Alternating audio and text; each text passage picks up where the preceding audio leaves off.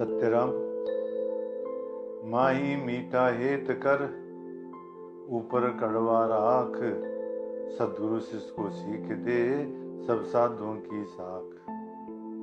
दादू जी महाराज इस साखी के अंदर सदगुरु शिष्य को कसौटी पर क्यों कसते हैं, उनको ताड़ना क्यों देते हैं, ये बात बता रहे महाराज। माही मीठा हेत कर, सदगुरु का वस्तुतः शिष्य के प्रति हित की भावना होती है, सद्भावना होती है। ऊपर कड़वा राग, परंतु ऊपर से गंभीर बने रहते हैं,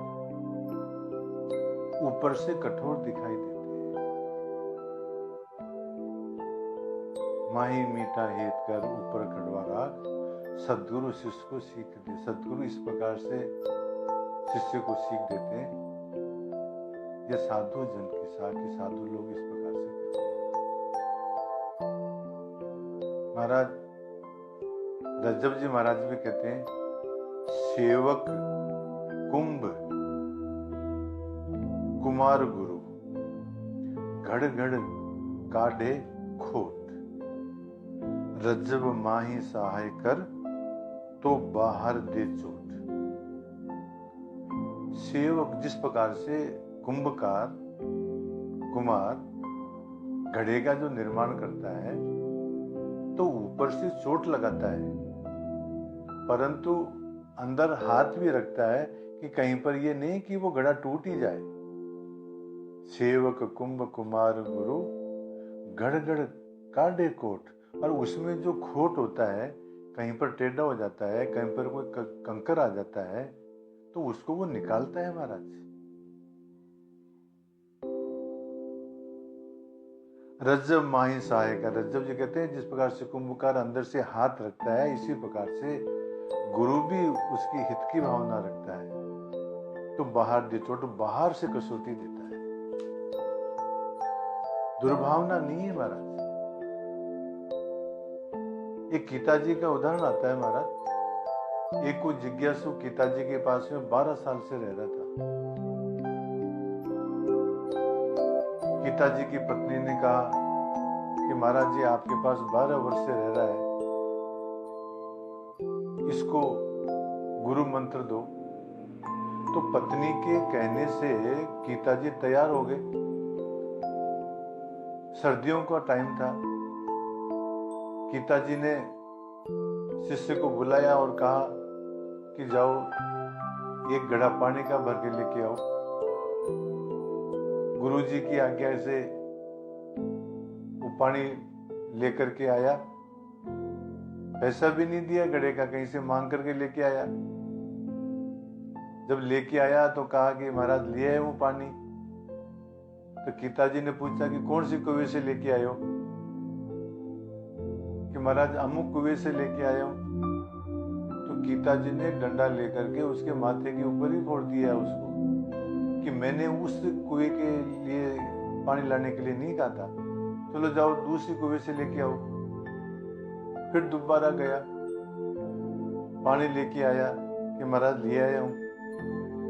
कि जिस जगह घड़ा रखा उसको धोया भी नहीं धोया, कि महाराज धो तो नहीं पाया मैं।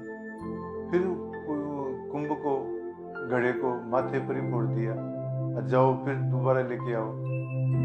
फिर तीसरी बार लेकर के गया। फिर कहा कि जिस जगह इसको रखा था घड़े को, उस स्थान को भी धोया कि नहीं धोया? कि नहीं धोया महाराज। फिर फोड़ दिया। फिर तीसरी बार कहा कि घड़े को भी धोया कि नहीं धोया? कि नहीं धोया महाराज। फिर क्या अंदर से धोया कि नहीं धोया, बाहर से धोया कि नहीं धोया? इस प्रकार से महाराज जब भी वो घड़ा लेके आता और तभी कोई कोई खोट निकाल करके घड़ा फोड़ देते। 7 बार इस प्रकार से घड़े फोड़ दिया माथे के ऊपर ही। 8वीं बार घड़ा लेकर के रख करके कुएं के ऊपर ही और जाने लगा कि गुरुजी ने तो आज गाढ़ा परेशान कर दिया, अब तो मैं नहीं जाऊं, सर्दी के अंदर परेशान हो गया। जब घड़े को रख करके जाने लगा तो घड़ा बोल उठा खुद ही महाराज कि अरे जा कहाँ रहा है, अब तो तेरा काम बनने वाला है, अब तो तेरे गुरु उपदेश मिलने वाला है, तू इतने से घबरा गया, तो मेरी कसौटी दे।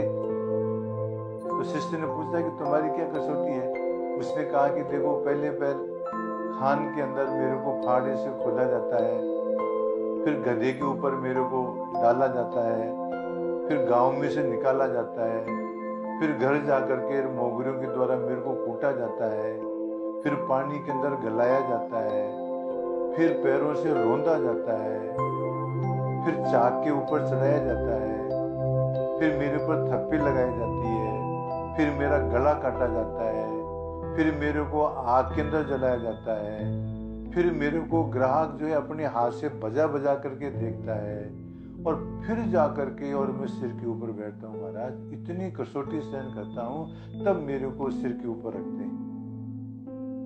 तो आज तुम्हारी कसौटी पूरी होगी, तुम जाओ, तुम्हारे को गुरु मंत्र से मिलेगा। वो लेके गया और बाद में गीता जी ने उनको उपदेश दिया। तो महाराज